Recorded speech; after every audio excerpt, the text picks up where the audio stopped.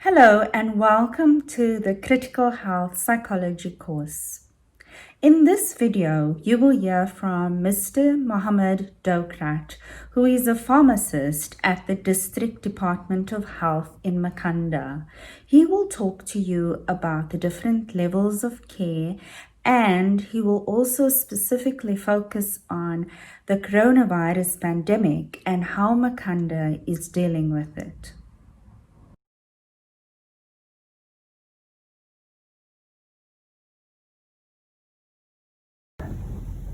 Okay, good afternoon everybody. The Makana Health Sub-District is part of the Sarah Bartman District, which has 3 sub-districts, one of them being Makana, the other one Kamdebra, and the other one Kolga. The Makana Health Sub-District is split into 2 municipalities, Ndlambe Municipality and Makana Municipality. In the Makana Municipality, we have 3 hospitals: Settlers Hospital, Temba TB Hospital, and Marjorie and Fort England Hospital, which is a psychiatric tertiary institution. We have 6 clinics in Grahamstown, Makanda, and a community health center which is called Day Hospital. We also have a clinic in Allisdale and Riebeek East. So these 3 entities make up the Makana Health Sub-District. In Ndlambe, we have 2 hospitals, Marjorie Parish TB Hospital and a district hospital, Port Alfred Hospital. There are 10 clinics in Ndlambe, and they are situated in Port Alfred, Bathurst, Kenton-on-Sea, Bushmans, and in Alexandria. The levels of care in the public service are basically 3 levels of care: the primary health care, the secondary health care, and the tertiary health care. Within the Makana sub-district, we offer the first 2 levels of care: the primary health care and the secondary level care. Tertiary level care is offered in Port Elizabeth. The primary health care offers a comprehensive package for the patient. It's the first point of service for the patient, that is the clinic, which is within the 5-kilometer radius of where the patient lives. And the services offered are health promotion, prevention, HIV, TB services, which are termed communicable diseases. And then we also have non-communicable diseases like your hypertension, diabetes, cardiovascular disease. We offer mental health services. We offer integrated nutrition program. We offer reproductive health system and other health promoting activities. Within the primary healthcare system, we have a very important entity which we call our ward-based primary healthcare outreach services. This team is attached to a clinic, and it's mainly comprised of care workers led by a professional nurse. So the main task of the ward-based primary healthcare team is to link the community with the clinic.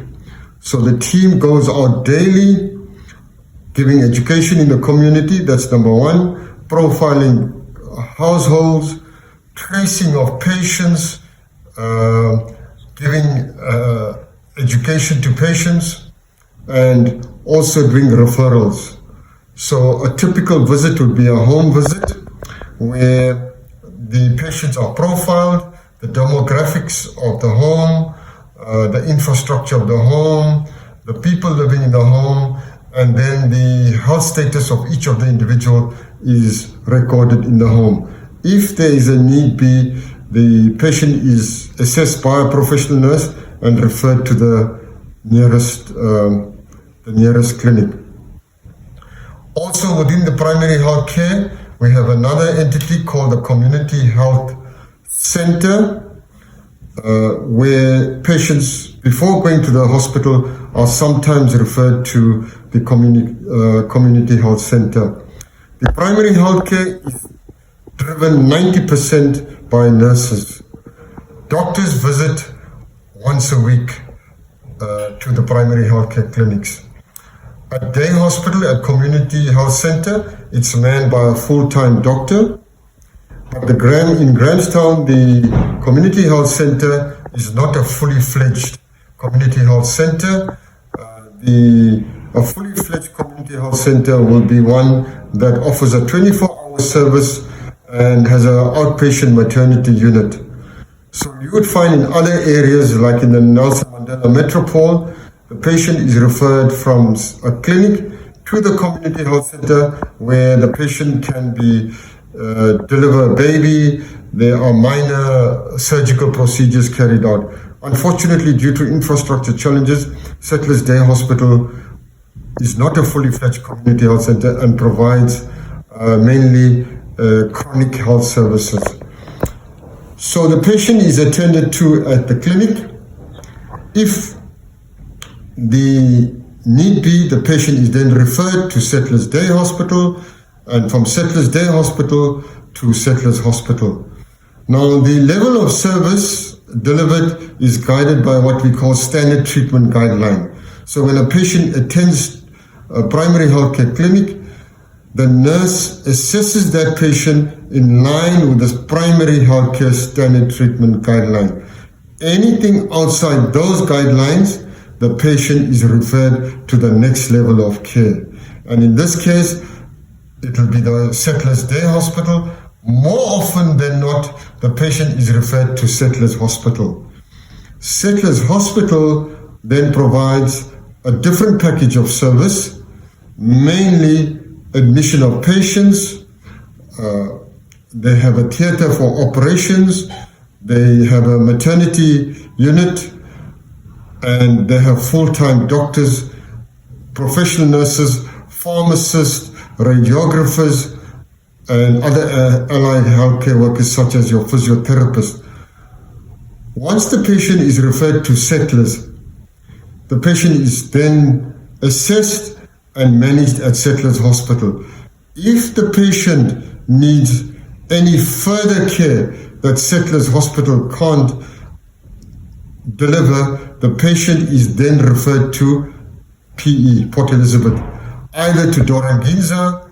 If it's a maternity case, it'll go to Doranginza Hospital. If the patient needs oncology treatment, that's treatment for cancer, we will refer to Port Elizabeth Provincial Hospital.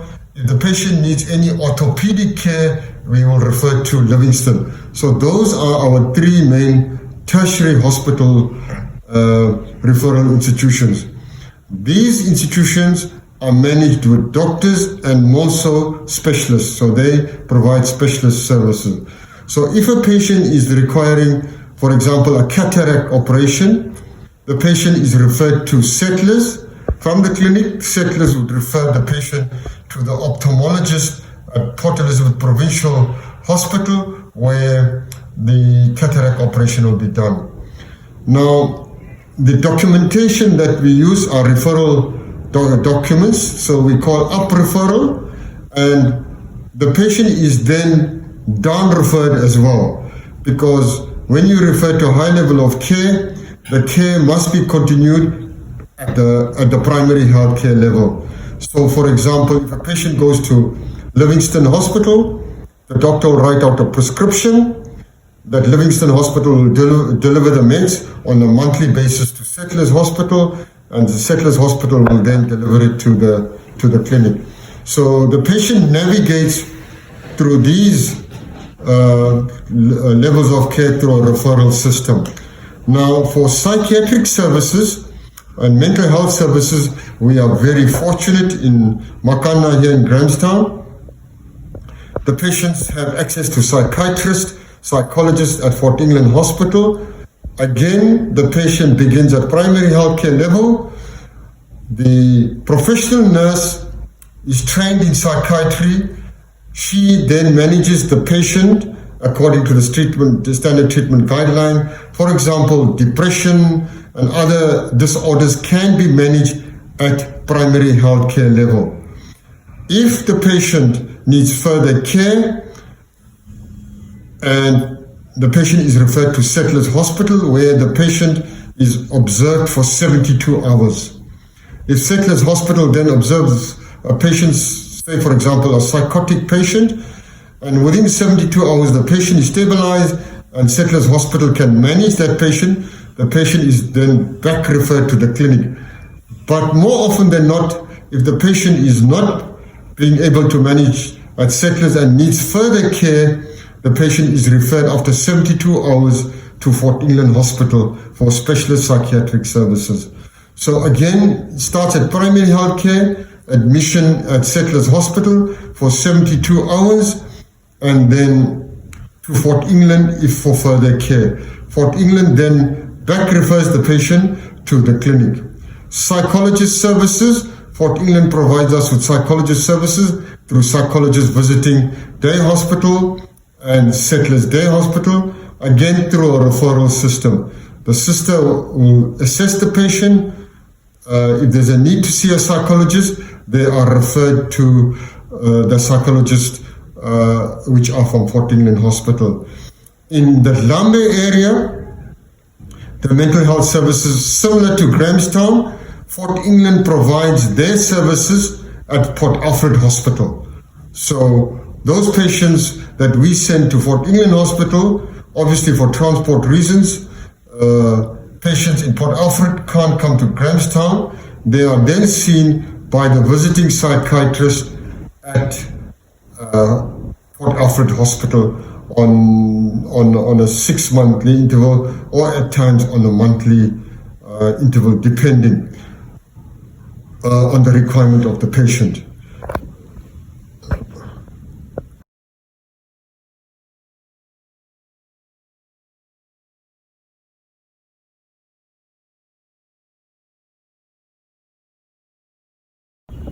COVID-19 took us by surprise.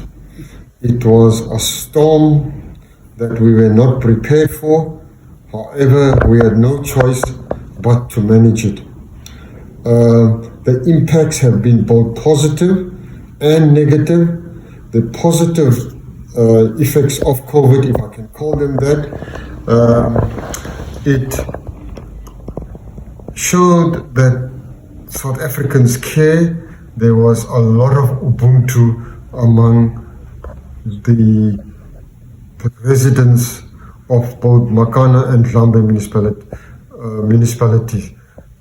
Communities joined together in different ways to try and combat COVID-19. So that was a very, very positive factor. The other positive factor from COVID-19, we were able to get more resources in terms of human resources, infrastructure, PPE, etc. COVID has also built resilience in the system. Although it stretched us, it made us stronger. It has showed us our strengths and our weaknesses.